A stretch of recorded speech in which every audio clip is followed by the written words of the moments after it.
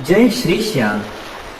खाटू श्याम को भगवान श्री कृष्ण के कलयुगी अवतार के रूप में जाना जाता है।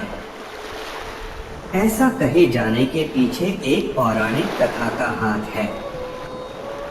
राजस्थान के सीकर जिले में इनका भव्य मंदिर स्थित है, जहां हर साल बड़ी संख्या में श्रद्धालु आते हैं।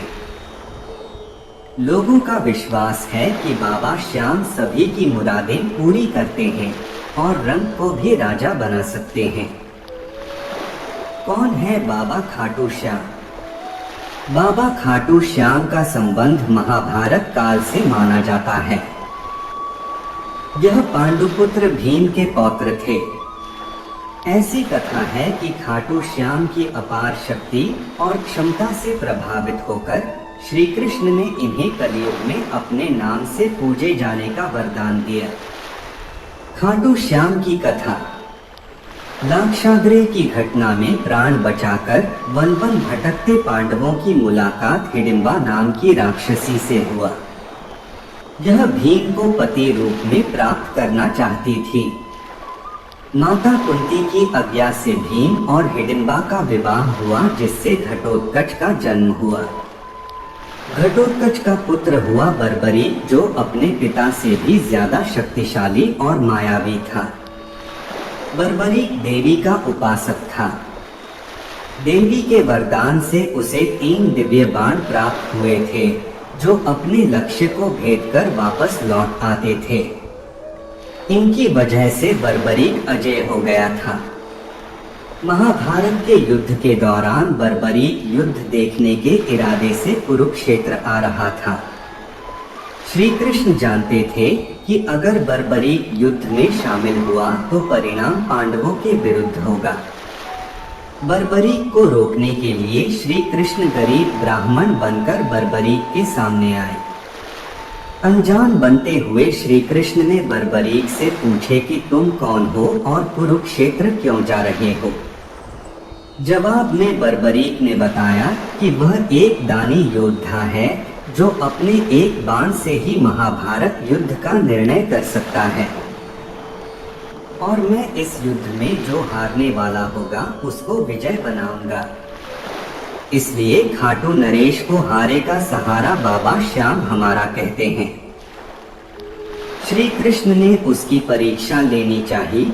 भगवान कृष्ण बोले, अगर आप इतने बड़े योद्धा हैं तो सामने पीपल का पेड़ है, उसके सारे पत्ते आपके एक बाण से भेद कर दिखा। उसने एक बाण चलाया, जिससे पीपल के पेड़ के सारे पत्तों में छेद हो गया। एक पत्ता श्री कृष्ण के पैर के नीचे था, इसलिए बाण पैर के ऊपर ठहर गया। श्री कृष्ण बर्बरीक की क्षमता से हैरान थे और किसी भी तरह से उसे युद्ध में भाग लेने से रोकना चाहते थे। इसके लिए श्री कृष्ण ने बर्बरीक से कहा कि तुम तो बड़े पराक्रमी हो, मुझ गरीब को कुछ दान दोगे। बर्बरीक ने जब दान मांगने के लिए कहा तो श्री कृष्ण ने बर्बरीक से उसका शीश मांग लिया। बर्बरीक समझ गया कि यह ब्राह्मण नहीं कोई और है और वास्तविक परिचय देने के लिए कहा। श्री कृष्ण ने अपना वास्तविक परिचय दिया तो बर्बरीक ने खुशी खुशी शीश दान देना स्वीकार कर लिया। फाल्गुन शुक्ल द्वादशी को रात भर भजन पूजन कर स्नान पूजा करके बर्बरीक ने अपने हाथ से अपना शीश श्री कृष्ण को दान कर दिया। शीश दान से पहले बर्बरीक ने श्री कृष्ण से युद्ध देखने की इच्छा जताई थी, इसलिए श्री कृष्ण ने बर्बरीक के कटे शीश को युद्ध अवलोकन के लिए एक ऊंचे स्थान पर स्थापित कर दिया। युद्ध में विजय श्री प्राप्त होने पर पांडव विजय का श्रेय लेने हेतु वाद विवाद कर रहे थे। तब श्री कृष्ण ने कहा कि इसका निर्णय बर्बरीक का शीश कर सकता है। बर्बरीक के शीश ने बताया कि युद्ध में श्री कृष्ण का सुदर्शन चक्र चल रहा था, जिससे कटे हुए वृक्ष की तरह योद्धा रणभूमि में गिर रहे थे। द्रौपदी महाकाली के रूप में रक्तपान कर रही थी।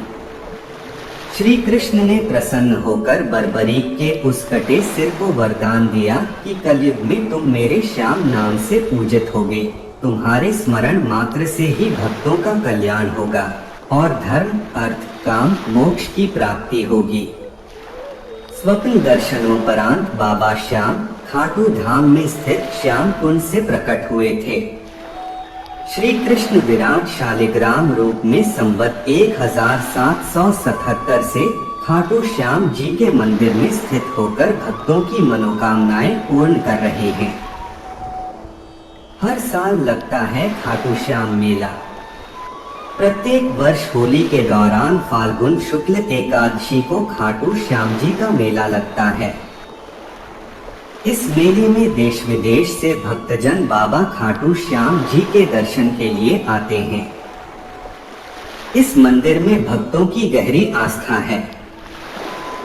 बाबा श्याम हारे का सहारा, लखदातार, खाटू श्याम जी, तीन बाणधारी, खाटू का नरेश और शीश का दानी, इन सभी नामों से खाटू श्याम को उनके भक्त पुकारते हैं।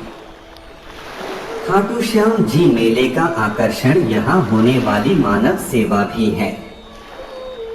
बड़े से बड़े घराने के लोग आम आदमी की तरह यहाँ आकर श्रद्धालुओं की सेवा करते हैं। कहा जाता है ऐसा करने से पुण्य की प्राप्ति होती है। खाटू श्याम जी के चमत्कार। भक्त बताते हैं कि बाबा खाटू श्याम सभी की मुरादें पूरी करते हैं। खाटू धाम में आस लगाने वालों की झोली बाबा कभी खाली नहीं रखते हैं। जय श्री श्याम।